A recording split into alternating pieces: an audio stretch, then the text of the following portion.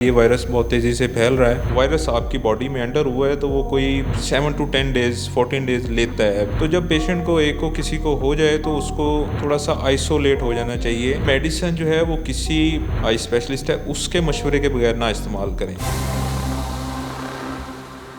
अस्सलाम वालेकुम viewers, this is me your host Saira Syed and you are watching GNN plus. आप सब मुझे ऐसे क्लासेस में देख के हैरान हो गए ना। भाई क्या करूं, आजकल कंजक्टिवाइटिस इतना फैला हुआ है। क्या मतलब, आपको नहीं पता ये क्या है? Let me explain you. ये एक आई इन्फेक्शन है जिसको उर्दू में आशोबा चश्म कहते हैं और साइंटिफिकली इसको टर्म किया गया है एज कंजक्टिवाइटिस। ये बहुत ज़्यादा वायरल हो गया है। आज इसीलिए मैं एक आई सर्जन से मिलने आई हूँ ताकि आप सबके लिए ये सब जान सकूँ और आपको बता सकूँ कि इस इन्फेक्शन के सिम्टम्स क्या हैं, प्रिकॉशनरी मेजर्स क्या हैं और ट्रीटमेंट्स क्या हैं। तो आइए चलकर जानते हैं। जी व्यूवर्स, तो अभी मेरे साथ मौजूद हैं डॉक्टर ताहिर गफ़ार। अस्सलाम वालेकुम सर, कैसे हैं आप? सर पहले मैं आपसे ये जानना चाहूँगी कि आजकल जो हमारी आइज़ में रेडनेस है, पिंकनेस है, ये क्यों है, क्या वजह इसकी? अच्छा, आजकल जो एक वबा फैली हुई है इसे अशूब चश्म, आई फ्लू, आई पिंक, रेड आई, डिफरेंट इसके नाम हैं। ठीक, और ये इसकी वजह एक वायरस है जिसे हम एडिनो वायरस कहते हैं। ओके। ठीक है, ये वायरस इसी तरह है जिस तरह कोरोना वायरस, ठीक ना, या हमें कोई नज़ला ज़ुकाम होता है तो वो जिस तरह तेज़ी से फैलता है उसी तरह ये वायरस बहुत तेज़ी से फैल रहा है और हर उम्र के अफराद इससे मुतासिर हो रहे हैं।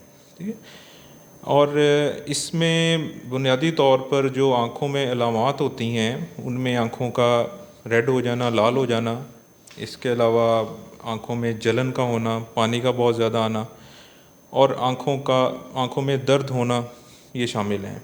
तो बुनियादी तौर पर हमारे पास मरीज़ इसके साथ प्रेजेंट कर रहे हैं और हॉस्पिटल्स में बहुत ज़्यादा मरीज़, इवन कि आप कह सकते हैं कि 30 to 40% पेशेंट जो हैं वो अशूब चश्म के आ रहे हैं पेशेंट्स। अच्छा, ये जो अभी आपने बताया पिंकनेस है, रेडनेस है, कुछ लोगों के स्वेलिंग भी हो जाती है और फिर वो रेडनेस हो जाना, ये वो सारा बहुत जल्दी हम लोग पैनिक हो जाते हैं कि हम ऐसा तो हो क्या गया है।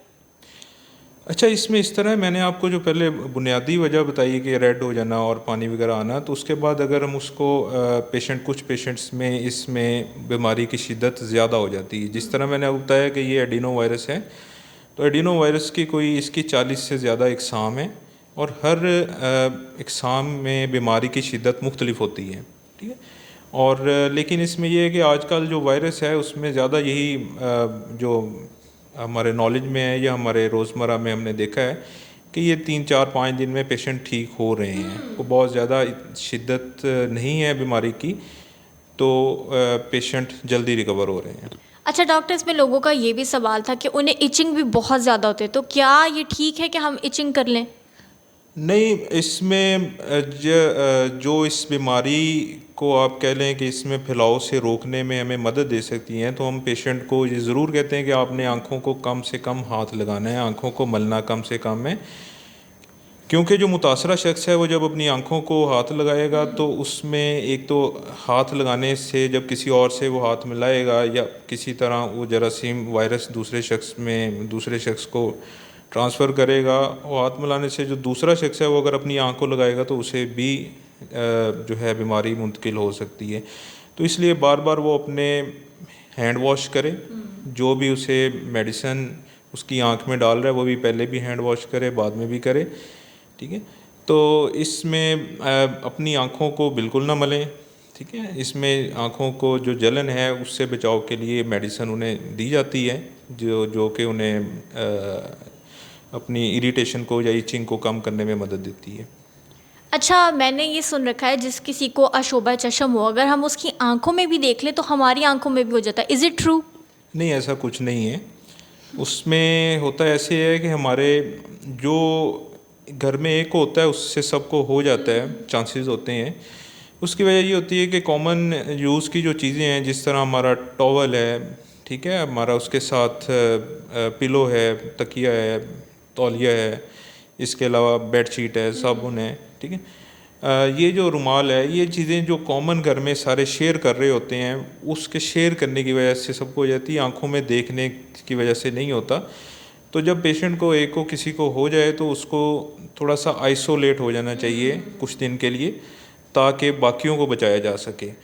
एक को तो हो गया है, लेकिन हमारा मेन उसके बाद टारगेट यही होता है कि आप दूसरों को इससे बचाएं।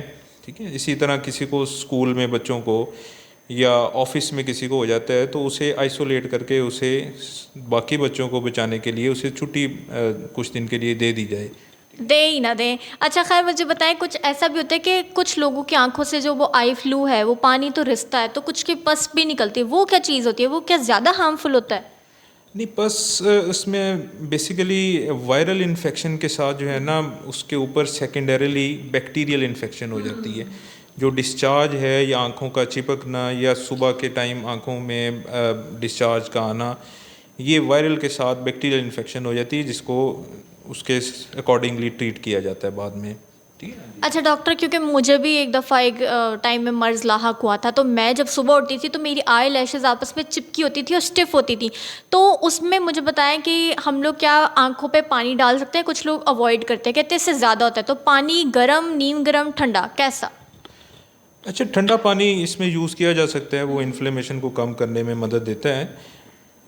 लेकिन इसमें साथ इसके आर्टिफिशियल टीयर्स भी पेशेंट्स को दिए जाते हैं। ठीक है, हाँ जी, जो टीयर सप्लीमेंट्स हैं, तो पानी भी यूज़ किया जा सकता है।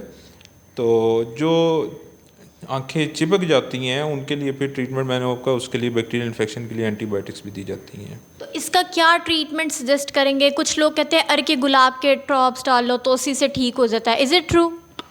अच्छा, इसमें जो अगर हम बात करें वायरल इन्फेक्शन की, तो वायरल इन्फेक्शन जो है अपना ये जो भी वायरस है वो अपना साइकिल पूरा करता है। ठीक है, तो ट्रीटमेंट ये एक सेल्फ लिमिटिंग डिजीज़ है, इसने खुद भी ख़त्म हो जाना होता है। लेकिन इसमें बेसिकली मेडिसिन जो है वो इसलिए दी जाती है कि जो बीमारी की शिद्दत है, इंटेंसिटी है, उसे कम किया जाए। ठीक है, मेडिसिन जो वायरस है उसने अपना साइकिल पूरा करना है, वो उतने दिन ही चल रहे हैं जितनी देर उसकी डिज़ीज़ वायरस का जो टाइम है वो उसने अपना पूरा करना है। लेकिन इंटेंसिटी को कम करने के लिए, जिस तरह पेन है, जिस तरह आप कह लें कि जलन है, सोजिश है, ये चीज़ें मेडिसिन से कम हो जाती हैं। लेकिन मेडिसिन जो है वो किसी जो माहिर डॉक्टर है आई का, ठीक है ना, जो कंसल्टेंट है, आई स्पेशलिस्ट है, उसके मशवरे के बगैर ना इस्तेमाल करें, क्योंकि हमारी आँखों की बहुत सारी ऐसी बीमारियाँ हैं जिनकी अलामात मिलती जुलती हैं, तो उसमें बजाय फ़ायदा होने के नुकसान भी हो सकते हैं। ठीक है ना, आजकल सोशल मीडिया पे इसके अलावा सेल्फ मेडिकेशन लोग बहुत ज़्यादा यूज़ करते हैं, लेकिन उससे अवॉइड करना चाहिए। अच्छा, तो आप कौन से आई ड्रॉप्स या कौन सी मेडिसिन को प्रेफर करेंगे, रेकमेंड करेंगे? अच्छा, मेडिसिन रिकमेंड तो उसमें मैं आपको इस तरह बगैर पेशेंट को देखे तो नहीं बता सकता। उसमें हम जो टीयर सप्लीमेंट्स हैं या कुछ और हैं जो यूज़ कर सकते हैं, लेकिन स्टीरॉइड्स का या एंटीबायोटिक का जो यूज़ है वो बगैर पेशेंट को देखे ना डॉक्टर को बताना चाहिए और ना ही पेशेंट को खुद यूज़ करना चाहिए। तो उसका जो है आपको पेशेंट को नुकसान भी हो सकता है। अच्छा, वैसे बड़ा अलमी है जो आपने मतलब यहाँ इशू रेज़ किया है। हमारे यहाँ कोई भी बीमार हो ना तो घर में इतने सारे डॉक्टर्स आ जाते हैं जो उसको वो मुख्तलिफ अद्वियात देते हैं, ये कर लो वो कर लो। हमारे यहाँ तो 24 करोड़ डॉक्टर हैं और 24 करोड़ ही जो है ना वो आप कह लें कि मौलाना है। ठीक है ना, तो वो हर बंदा हर चीज़ में एक्सपर्ट है पाकिस्तान में, तो उससे अवॉइड करें, डॉक्टर के मशवरे से मेडिसिन यूज़ करें, ख़ास तौर पे स्टीरॉइड जो एंटीबायोटिक हैं वो डॉक्टर के मशवरे से। अच्छा मुझे बताइएगा सर कि जब हमारे आँखों में इसके अराउंड स्वेलिंग हो जाती है तो कुछ लोग बर्फ़ की टकोर भी करते हैं, तो ये ठीक है?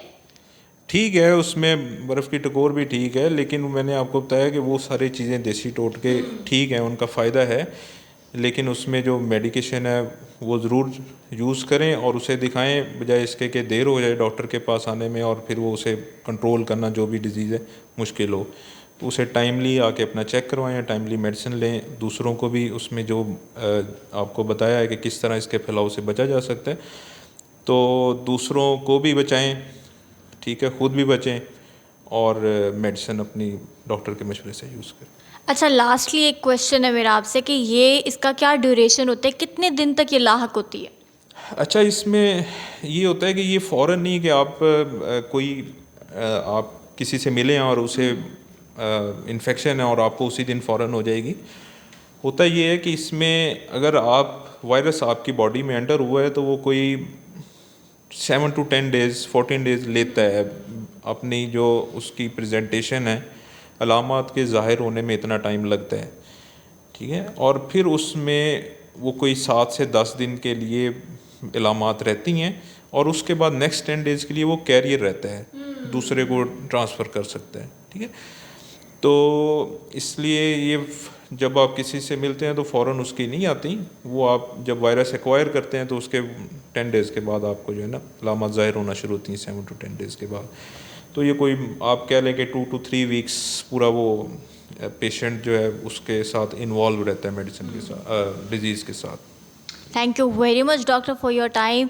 सो व्यूवर्स, तो आप लोगों ने देखा कि डॉक्टर ताहिर ने हमें किस तरह से बताया कि आशोबा चश्म बेसिकली क्या है, इसके सिम्टम्स क्या है, प्रिकॉशंस क्या है और एंड में ट्रीटमेंट्स क्या हैं। तो जैसे उन्होंने कहा आपने इस वीडियो का कोई पॉइंट मिस नहीं करना, क्योंकि ये वीडियो जो उन्होंने बताई बहुत डिटेल में और बहुत अच्छे से उन्होंने एक्सप्लेन किया हर चीज़ को। तो आपने वीडियो एंड तक लाजिम देखनी है और अपना और अपने दूसरों का इर्द गिर्द के लोगों का सबका ख्याल रखना है। Alright, so this is all for today. I will catch you all with a new story. Till then I am signing off. अल्लाह हाफिज़।